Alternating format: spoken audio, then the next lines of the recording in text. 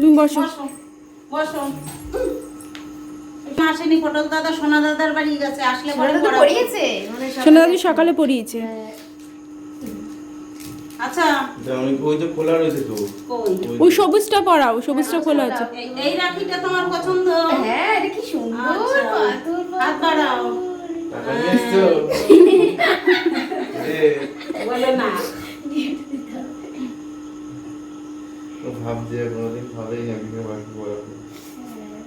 রাখি সবাই সবাইকে পড়াতে পারে। তুমিও চাইলে রাখি বন্ধন মানে মানুষের সঙ্গে সম্পর্ক ভালো হ্যাঁ। থাকে, তাকে বলা হয় রাখি বন্ধন, তাই তো? তুমি কি জানো কে পড়াচ্ছ?